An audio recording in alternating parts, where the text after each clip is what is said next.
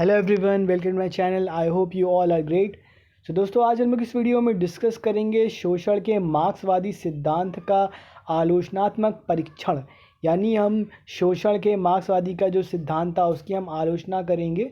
ठीक, तो आपका जो क्वेश्चन कुछ इस तरह से आ सकता है, शोषण के मार्क्सवादी सिद्धांत का आलोचनात्मक परीक्षण कीजिए, या मार्क्स के शोषण के सिद्धांत की विवेचना कीजिए।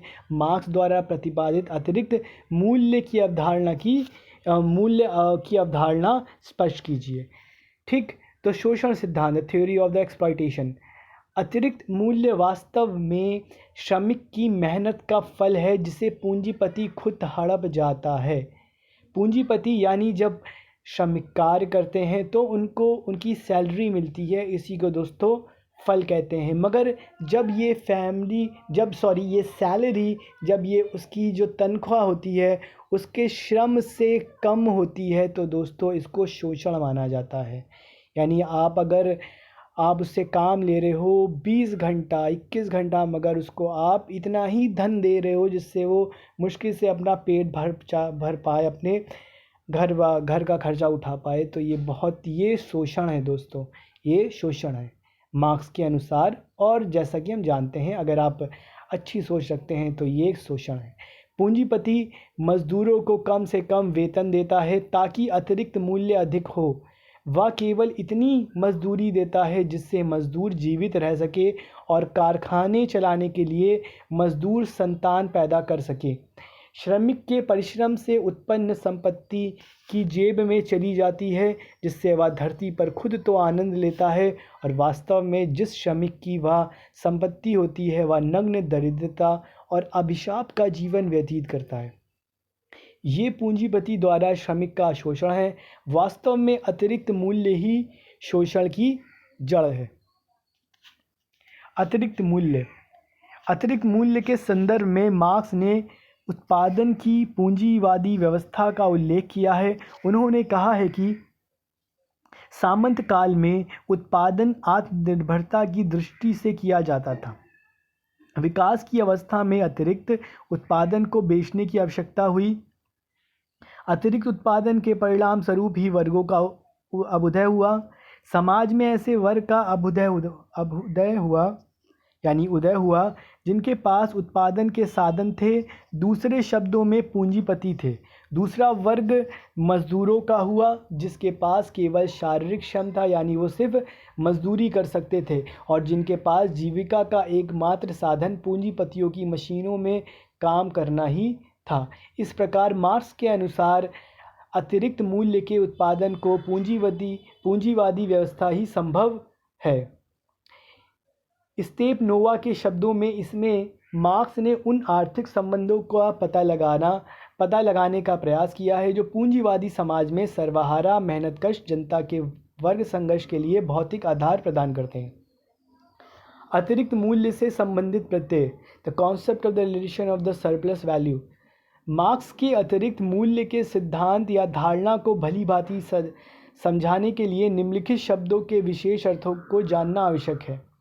माल क्या होता है? मजदूर वर्ग पूंजीपति के निजी उपभोग के लिए चीज़ें तैयार नहीं करते बल्कि वस्तुओं का उत्पादन करते हैं ताकि उन वस्तुओं का विक्रय कर पूंजीपति रुपया पैदा कर सके। यानी जब आपका जो रॉ मटेरियल है, जो आपका कच्चा माल आता है, तो मान लीजिए कोई फैक्ट्री है, ठीक, उसमें आपका पेट्रोल आता है, कच्चा तेल पेट्रोलियम आता है, और उससे आपको पेट्रोल निकालना है, एलपीजी गैस निकालनी है, तो ये आपका माल है। ठीक, तो इस तरह से जो कच्चा माल है, कच्चा माल से जो प्रोडक्ट निकालते हैं, जो माल निकालते हैं, जैसे पेट्रोलियम से तेल, ये कौन निकालता है दोस्तों? ये मजदूर निकालते हैं दोस्तों।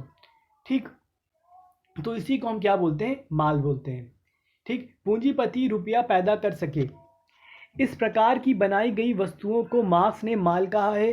किसी भी माल को तैयार करने के लिए उसमें एक निश्चित मात्रा में श्रम को लगाना या खर्च करना है। ये श्रम मार्क्स के अनुसार केवल श्रम मात्र ही नहीं बल्कि सामाजिक श्रम भी है। मार्क्स के शब्दों में कोई व्यक्ति जो अपने तात्कालिक उपयोग के लिए तात्कालिक उपयोग के लिए खुद अपने इस्तेमाल करने के वास्ते कोई वस्तु तैयार करता है तो उस वस्तु को उत्पादित वस्तु कहा जाएगा, ना कि माल अपने हाथों अपनी ज़रूरत की चीज़ें पैदा करने वाले उत्पादन के रूप में इस व्यक्ति का समाज में कोई संबंध नहीं है। मूल्य। अब देखिए मूल्य क्या होता है। मार्क्स के अनुसार सामाजिक श्रम के उत्पन्न माल होता है। इस मूल्य के ना होने के एकमात्र कारण माल में सामाजिक श्रम का निहित होना है। किसी माल का मूल्य कम होता है और किसी माल का मूल्य अधिक होता है। यानी अगर कोई चीज़ माल है, उसका जो रुपीज़ है, उसका प्राइस है, तो एक तरह से कहें कि जो प्राइस है वही मूल्य है। इसका मुख्य कारण भी उसके उत्पादन में लगे हुए कम या अधिक सामाजिक श्रम का खर्च होना है। इस अध्ययन से मार्क्स इस निष्कर्ष पर पहुंचा है कि माल के अंदर सामाजिक श्रम निहित है, इसी कारण माल का मूल्य होता है। इस प्रकार माल की कीमत में लगे हुए श्रम की मात्रा द्वारा निश्चित होती है। मजदूर को उसके श्रम के एवज़ में जो मजदूरी दी जाती है वह उसके द्वारा उत्पादित माल के मूल्य द्वारा निश्चित नहीं होती। सामाजिक शक्तियों के उत्तरोत्तर विकास के साथ विज्ञान को श्रम सेवा में लगाया जाता है। फलस्वरूप श्रम की उत्पादन शक्ति में प्रगति होती है। श्रम की शक्ति जितनी ही अधिक बढ़ती है, उत्पादन की मात्रा में उतना ही कम श्रम का उपयोग होता है। इसलिए मार्क्स इस निष्कर्ष पर पहुंचा कि प्रत्यक्ष रूप में माल के उत्पादन में जितने समय तक श्रम लगता है उतना ही मूल्य होता है, और परीक्षा में उस श्रम की उत्पादन शक्ति जितनी अधिक होती है उतना ही माल का मूल्य होता है। यानी जितना ज़्यादा श्रम होगा, किसी मजदूर ने जितनी ज़्यादा मेहनत करी होगी, उतना ही ज़्यादा जो माल होगा उसका प्राइस होगा, उसका मूल्य होगा। कीमत। माल के मूल्य को मार्क्स के अनुसार जब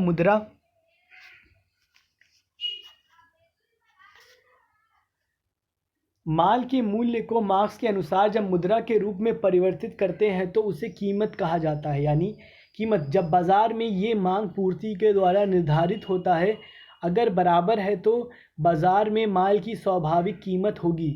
इसी प्रकार मजदूर की श्रम शक्ति की भी कीमत होती है।